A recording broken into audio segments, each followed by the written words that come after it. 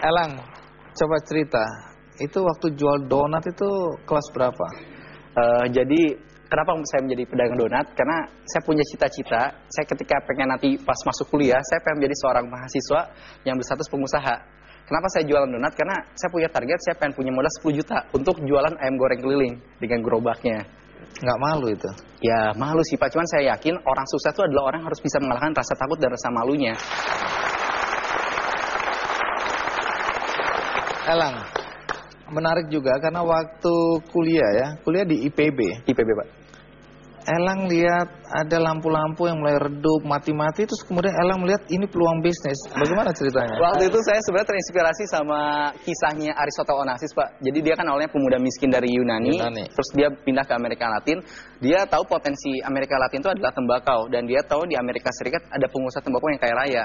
Ya, dia selalu melambaikan tangannya ke si pengusaha tadi, sampai akhirnya orang itu pun turun dari mobilnya dan penasaran. Akhirnya dia bilang, saya nggak menawarkan apa-apa Pak, kecuali tembakau ini Bapak nggak usah bayar, penting PO dulu. Dapat PO, balik ke Amerika Latin, dan dikasihlah oleh petani karena saking dipercaya si pengusaha tersebut, diberikan tembakau, dan jadilah ia kaya dengan sistem seperti itu. Saya pun sama Pak. Apa masalah lampu mati ini menjadi inspirasi dari mana? Inspirasi Pak, karena balik lagi kalau harga di pasar itu sangat-sangat jauh Pak, bisa 2 kali lipat. Karena saya langsung ke pabriknya, saya nego, ya kunci saya hanya keberanian dan informasi waktu itu.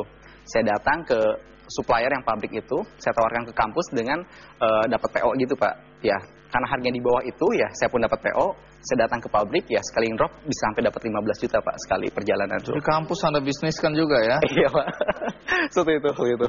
Nah, menarik bagaimana awal mulanya Elang terjun ke bisnis perumahan, karena bisnis perumahan ini ada idealisme di situ ya? Iya. Awal mulanya mungkin ketika saya menyadari kenapa saya nggak pernah berkembang, sedangkan waktu itu saya udah tingkat 2 Pak. Saya pikir waktu saya tinggal 2 tahun untuk membuat suatu karya gitu. Akhirnya ya ternyata saya sadari satu hal, bisa jadi saya kurang bersyukur kepada Allah, bersyukurnya sebatas alhamdulillah di mulut aja, bukan pada kenyataannya.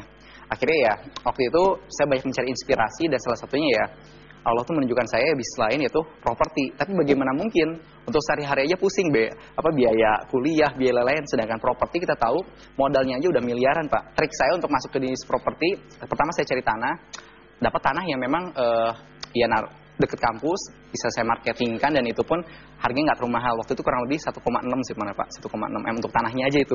Tapi uang dari mana, masih tingkat 2. Iya, tingkat 2, umur berapa waktu itu? Waktu itu mungkin 20 tahun Pak. Sudah berani main MM-an ya?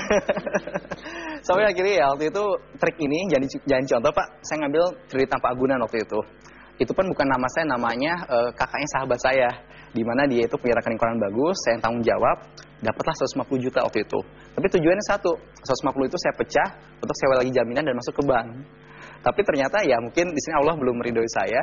Seharusnya hari Kamis itu cair dana sekian miliar, ternyata hari Selasanya orang punya jaminannya meninggal dunia.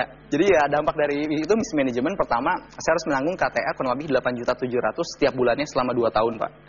Kedua, biaya jaminan saya berhadapan dengan preman-preman, berhadapan dengan banyak masalah-masalah seperti itu. Dan ketiga, saya berhadapan juga dengan kebutuhan hidup sehari-hari dan kebutuhan keluarga juga. Tapi itu tadi, mulailah saya banyak merenung, banyak taubat juga, takutnya banyak dosa dan lain. Mulailah Allah memberikan saya inspirasi lain ya. Satu pintu tertutup, tapi pintu lain terbuka. Mulailah saya jadi sales, alhamdulillah sukses.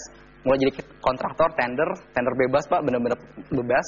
Alhamdulillah dapat, bisa untuk nutupi KTA. Sampai akhirnya ada sahabat-sahabat saya 5 orang, dia patungan ya.